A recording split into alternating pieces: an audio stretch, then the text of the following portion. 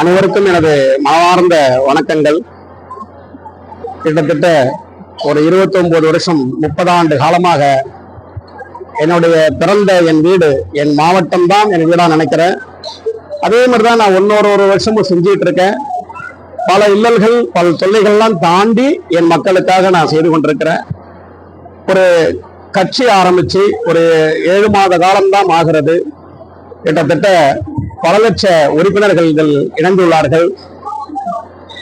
நாங்களாவே தேடி போறதில்லை, மக்களே ஆர்வத்துடன் எங்களுடைய சேவைகள். நான் என்று சொல்ல மாட்டேன், நான் சாதாரண ஒரு விவசாயியுடைய மகன்தான். இறைவன் எனக்கு கொடுத்த பிச்சையை என் மக்களுக்காக வழங்கி கொண்டிருக்கிறேன். என் பொறுப்பாளர்கள் அனைவரும் எங்களுடைய மக்களை சந்தித்து அவருடைய குறைகளை அனைத்தும் செய்து கொண்டிருக்கிறார்கள். அந்த அடிப்படையில ஒரு அரசியல் சாசனம் இல்லாம எதுவுமே மக்களுக்கு செய்ய முடியல. நான் 29 வருஷம் ஒரு வீரபாண்டிய கட்டபொம்மன் மக்கள் மன்றம் என்ன ஆரம்பிச்சு அது மக்களுக்கு செய்யும் பொழுது ஒவ்வொரு உதவிகளும் என் மக்களுக்காக முதல்ல இந்தியாவிலே ஆம்புலன்ஸ் நான் என்ற ஆணவம் எனக்கு இல்லை. இறைவன் எனக்கு கொடுத்தத என் மக்களுக்கு அந்த ஆம்புலன்ஸ் நான் தான் ஃபர்ஸ்ட் கொடுத்தேன் 2000. அதுக்கப்புறம் இறந்தவர்களுக்கு ஃப்ரீசர் பாக்ஸ் கூலர் பாக்ஸ் வாங்கி கொடுத்தேன்.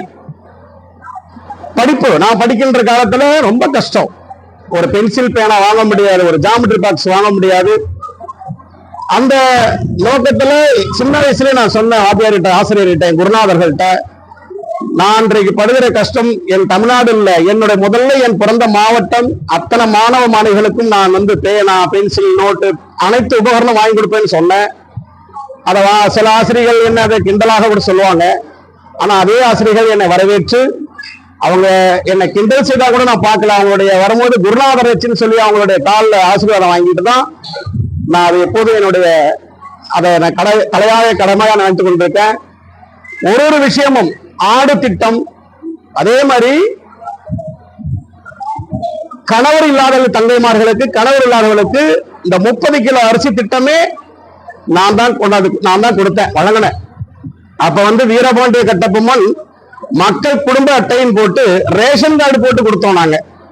அதுக்கப்புறம் ஆடு திட்டம், ஒரு வீட்டுல 2 ஆடு கொடுத்தா அந்த குழந்தை 10 வருஷத்துல 20 வருஷத்துக்கு கல்யாணம் ஆகும் போது ஒரு 20 ஆடு ஆகுமே என்ற எண்ணத்துல நான் செஞ்சேன். ஒவ்வொரு விஷயங்களும் கொத்தனார் வேலை செய்வது கூட நான் அவங்களுடைய அந்த சாமானுக்கு, அதாவது கரண சட்டி மட்டப்பளவை மணியா சட்டி அத்தனையும் வாங்கி கொடுத்துருக்கேன். இதே மாதிரி இஸ்திரி போட்டி வாங்கி கொடுத்துருக்கோம். தையல் மிஷின், ஏராள மிஷின், முதல்ல தையல் மிஷின் வாங்கி கொடுத்தது அது நான் தான். நான் என்ற அகம்பாவத்துல சொல்லல, நினைச்சுக்கங்க.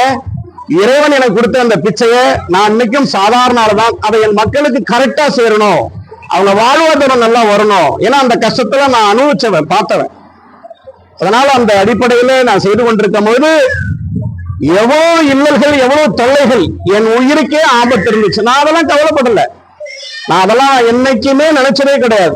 இறைவன் கொடுத்த உயிர் அவர் எப்போ வேணாலும் எடுத்துக்கலாம். அந்த உயிர் என் மக்களுக்காக போனா நான் ரொம்ப உயிரிலே உலகத்திலே பெருமைப்படக்கூடியவன் நான் தான். அது கூட எப்படின்னா, ஒரு வெள்ளம் வந்துருச்சுங்கும் போது நான் போய் அந்த தண்ணீரை போய் சேரும் பாருங்க, அப்ப என் உயிர் போனா கூட நான் சந்தோஷப்படுவேன் ஒழிய வேற எந்த விஷயத்துக்கும் எந்த துஷ்டர்களாலும் நான் மக்களுக்கு செய்யறதுனால என்னை எவ்வளவு என்னை இடைஞ்சல் கொடுக்கணுமோ கொடுக்குறாங்க. அது ஒரு நாளும் செல்லாது. ஏன்னா ஒருத்தவங்க இல்ல 2 பேர் இல்ல, பல லட்சம் மக்கள் அந்த வாழ்த்து என்னை பெருசா வாழ்த்தும். அந்த வாழ்த்து எல்லாருக்கும் யார் சேவை செய்தாலும் சரி. எவ்வளவு தொழிலதிபர்கள் இன்னைக்கு செய்ய வராங்க, ஆனா அவங்க பயப்படுறாங்க. காரணம், அதிகாரம் பெற்றவர்கள் அவர்களை அடக்குகின்றாங்க. அதுதான் முக்கியம். அதெல்லாம் நீங்க பார்க்க கூடாது. நம்ம ஒரு பஞ்சாயத்துல ஒரு எத்தனை பஞ்சாயத்துல எவ்வளவு கோடீஸ்வரர்கள் இருக்கிறாங்க. அந்தந்த பஞ்சாயத்துல அவங்க செஞ்சாலே போதும், அந்த பஞ்சாயத்து நல்லபடியா மக்கள் வளரும். ஒரு கிராமம், நீங்க சிட்டியில போய் அப்படியே மெயின் ரோட்ல தான் போறீங்க, வீடு வசதி இருக்கு, எல்லாம் இருக்கு. ஆனா கிராமத்துல போய் பாருங்க, அரசியல்வாதிகள் மக்களால தேர்ந்தெடுக்கப்பட்டு அந்த மக்களுடைய சக்தி என்னன்னு அவனுக்கே தெரியல. அதுதான் உண்மை. என்னமோ வராங்களே கையெடுத்து கும்பிட்டா நம்ம கிராமத்து மக்கள், பொதுமக்கள், என் தாய் தந்தர்கள் கும்பிட்டா போதும், உடனே அவங்க ஆஹா நம்மளை இதையோ பெரிய நமக்கு செய்வாங்கன்ற ஒரு நம்பிக்கையில அத வாக்கு செலுத்துறாங்க. அந்த வாக்கை வாங்கினவர்கள் நான் எல்லாரையும் சொல்லல, எவ்வளவு அரசியல்வாதிகள் அதை நல்லா செஞ்சுக்கிட்டு இருக்காங்க, நான் அதை பாராட்டி இருக்கேன்.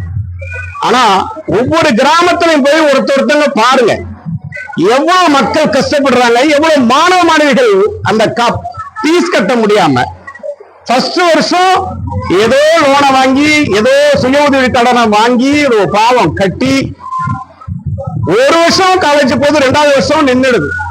எங்கள்கிட்ட மனு கொடுக்க வரும்போது அதை சொல்லும் போது என் மனசு தாங்க முடியல. படிப்பாச்சே, நாம படிக்கல, நான் 9வதுல ஃபெயில்.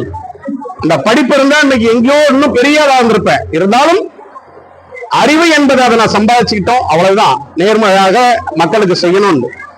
ஒரு கிராமத்திலையும் ஒரு மக்கள் செய்கிற அந்த வாக்கை எடுத்துதான் நீங்க அதிகாரத்துல வரீங்க.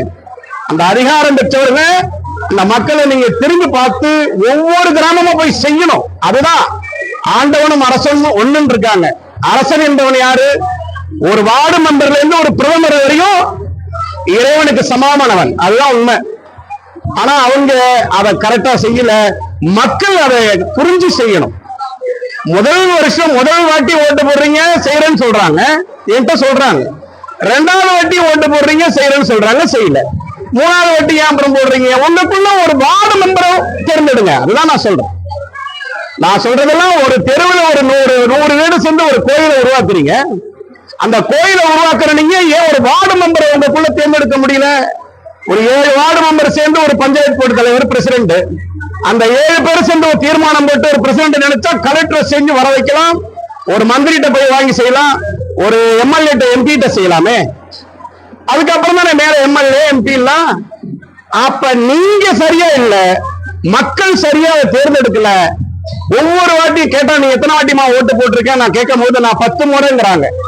ஒரு வீட்டுல 6வது புள்ள படிக்குது, அதை ஃபெயில் ஆச்சுன்னா அதை திட்டி அதை நல்லபடியா சொல்லி டியூஷன் செய்து அதுக்கு நல்லா படிக்கணும்னு சொல்லி உயிரை விடுறீங்க. கடன் வாங்கி போட்டு அதை டியூஷன் வச்சு படிக்க வைக்கிறீங்களா? அப்ப 2வது வாட்டி ஓட்டு போடும்போது 3வது வாட்டி அவங்க செய்யணும்னா நீங்க அவங்க தேர்ந்தெடுக்கிறீங்க. அப்ப உங்களை யார் திட்டுறது? நல்லா நினைச்சு பாருங்க. என் தாய் தந்தர்களாகிய நீங்க நினைச்சு பார்க்கணும், மக்கள் நினைச்சு பார்க்கணும். நீங்க தான் கோடீஸ்வரங்க. 100 பேர் ரோட்ல நின்று ஒரு விவசாய வேலை பண்றீங்க. 20 கார்ல வர அரசியல்வாதிகள் அரசாங்கத்துல ஆண்டவனும் அரசனும் ஒண்ணு, அவங்க வரும்போது உங்களை கையெடுத்து கும்பிடுறாங்க. ஏன் கும்பிடுறாங்க உங்களை? அந்த அதிகாரம், அந்த வாக்கு இறைவனுக்கு சமமான வாக்கு. அந்த வாக்கை உங்களை நீங்க நினைச்சு பார்க்கணும். நம்மளை ஏன் இவர் கும்பிடுறார்? எதுக்காக கும்பிடுறார்? அப்ப நம்ம தானே கோடீஸ்வரங்க. இறைவனை கும்பிடுவாங்க, நம்ம வீட்டுல அப்பா அம்மாவை கும்பிடுவோம், நம்ம வீட்டுல யாராவது பெரியவங்க வந்தா கும்பிடலாம். யாரோ தெரியாதுன்னா உங்க ஓட்டுக்காக கும்பிடுறாங்க இல்லையா? அப்ப நீங்க தெய்வமும் நீங்களும் ஒண்ணுதானே, உங்க வாக்கு தெய்வத்துக்கு சமமானது தானே. ஏன் நீங்க அதை புரிஞ்சுக்கல? என்னுடைய ஒரே கேள்விதான். நான் இதைதான் சொல்றேன். எனக்கு அரசியல் எம்எல்ஏவோ எம்பியோ எல்லாம் நான் எப்பயோ நினைச்சுதான் இருக்கலாம், எனக்கு அதுல இஷ்டம் இல்லை. ஏன் தனி நபர் ஒரு தொழிலதிபர் ஒரு கோடீஸ்வரன் இருந்து நம்ம ஊர்ல பிறந்தவனால அவன் கோடீஸ்வரன் ஆகிறான். அப்ப அந்த மக்களுக்கு செய்யலாம்ல. ஆனா அதை செய்யும் போதுதான் எவ்வளவு இறங்கல்கள், எவ்வளவு தொல்லைகள், எவ்வளவு கஷ்டங்கள் நான் அனுபவிச்சவன். அதனாலதான் யாரோ எவ்வளவு தொழிலதிபர்கள் செய்யறது இல்லை, பயந்துட்டு போயிடுறாங்க. அதை பயப்படக்கூடாது. கொஞ்ச நாள் ஒரு 10 வருஷம் கஷ்டம் இருக்கும், அவ்வளவுதான். எவ்வளவு பெரிய ஒரு தொழிற்சாலை நான் கொண்டு வந்தேன், என் மக்களுக்காக கொண்டு வந்தேன். அந்த தொழிற்சாலை வந்துருச்சுன்னா 2 லட்சம் வீடு கட்டி கொடுத்திருப்பேன். ஏன் சொந்த வீடா நினைக்கிற என் மாவட்டத்தை கட்டி கொடுத்திருப்பேன். இதான் உண்மை, இதான் சத்தியம். அப்படி இருந்தும் நான் பல கோயில்களுக்கு நான் எந்த தெய்வம் நினைக்கல. தெய்வம் என்பது ஒண்ணு.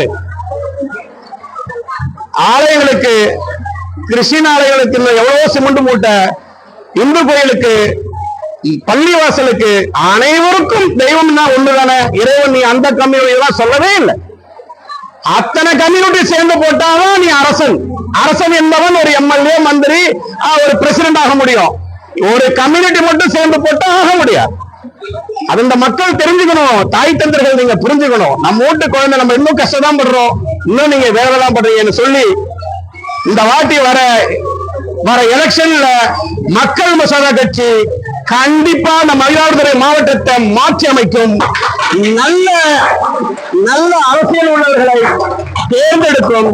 கண்டிப்பாக அப்படி அவர்கள் எந்த கட்சியா இருந்தாலும் சரி, எங்களுடைய அபிடேவிட் போட்டு அதுல யார் செய்யறாங்களோ, இந்த மக்களுக்கு யார் செய்யறாங்களோ, எங்களுக்கு யார் வாக்கு கொடுக்கிறாங்களோ, சும்மா வாக்கு வாயாலதான் கிடையாது, அது மாயா வெங்கடேசன். என்னை யாரையும் அமர்த்த முடியாது. கண்டிப்பா அதை பண்ணி யார் செய்யறாங்களோ அவங்க மக்கள் மசோதா கட்சி இந்த மயிலாடுதுறை மாவட்டத்தை வென்றெடுத்து கொடுக்கும். அதே மாதிரி மக்களுக்கு வாங்கி நான் செய்வேன், ஏன் பணத்தையும் போட்டு செய்வேன் என்று சொல்லி உங்கள் மீது என் மீது சத்தியம் செய்து உங்களுக்கு அனைவரையும் மீண்டும் ஒரு முறை உங்களுடைய வாக்குகளை நல்ல ஒரு செலுத்துங்கள் என்று சொல்லி விடைபெறுகிறேன்.